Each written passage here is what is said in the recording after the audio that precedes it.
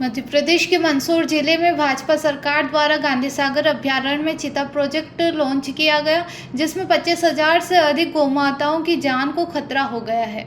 इस प्रोजेक्ट के तहत 25,600 हेक्टेयर भूमि पर लोहे की जालियां लगाई गई, जिससे किसानों का दूध उत्पादन व्यवसाय भी खतरे में पड़ गया है। किसान नेता श्यामलाल जोगचंद ने सरकार पर आरोप लगाते हुए कहा कि गांधी के सिद्धांतों का उल्लंघन करते हुए भाजपा सरकार ने गौमाता के स्वच्छंद विचरण पर रोक लगाई। उन्होंने कहा कि भाजपा गौरक्षा का ढोंग करती है, लेकिन चीतों को छोड़कर गायों की हत्या करवा रही है।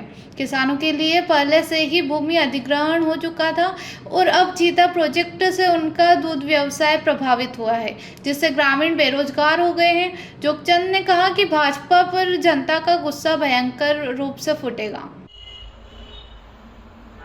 मध्य प्रदेश के हमारे मंदसौर जिला गांधी सागर अभ्यारण्य में भारतीय जनता पार्टी की सरकार अभी एक चीता प्रोजेक्ट लेकर के आई। मैं सोचता हूँ इससे ज़्यादा दुर्भाग्यपूर्ण बात क्या हो सकती है कि वो अभ्यारण्य जो है वो पूरे विश्व के सबसे बड़े जो अहिंसा के पुजारी महात्मा गांधी के नाम से गांधी सागर अभ्यारण्य है, जिन्होंने जीवन भर अहिंसा, सत्य, न्याय और अहिंसा के लिए उन्होंने लड़ाई लड़ी।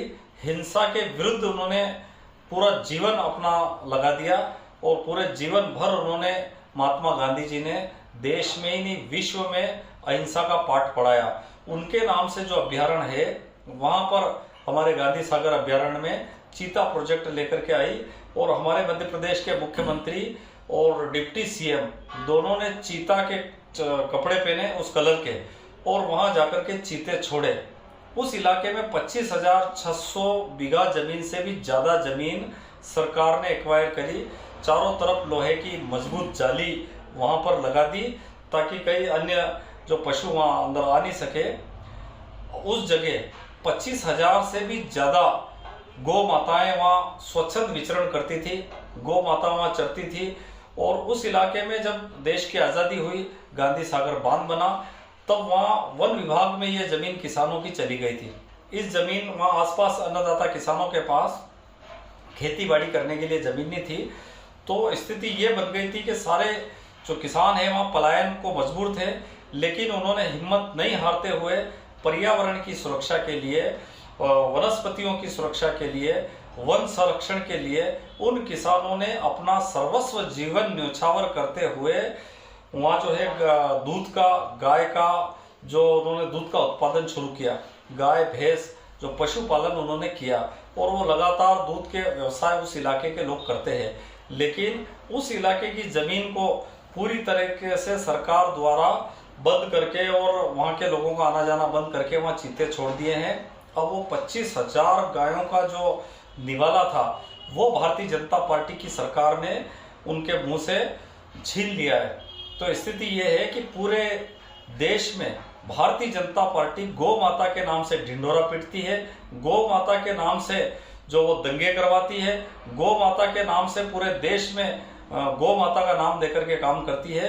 लेकिन 25,000 गायों को वहां से निकाल दिया, यह दुर्भाग्यपूर्ण है। कल मैं वीडियो देख रहा था तो गायों को निकाल करके वहां से लकड़ियों से, डंडों से कर्मचारी उनको गौ माता को वहां से भगा रहे थे और चीते का जश्न मना रहे थे।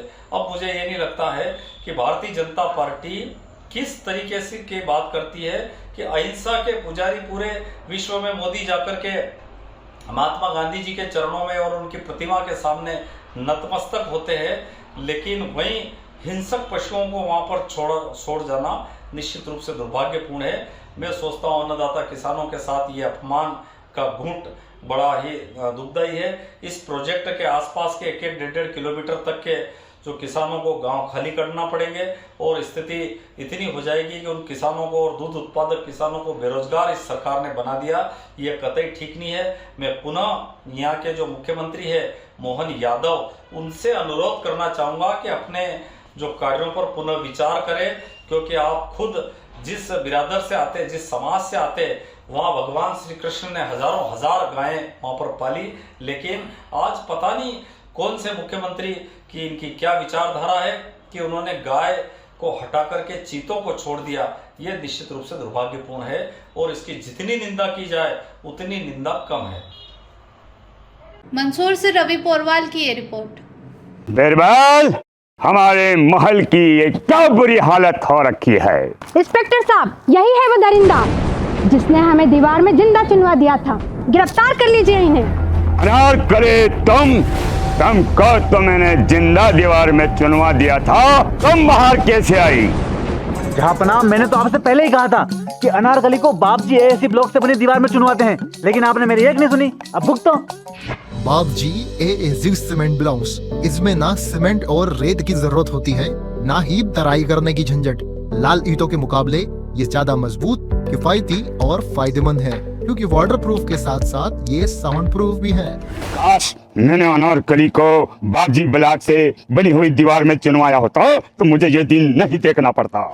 आप जहांपनाह जैसी मूर्खता न करें। अपने घर, भवन या मकान को बाप जी एएसी ब्लॉक से ही बनवाएं। बाप जी एएसी ब्लॉक्स, स्टील से मजबूती।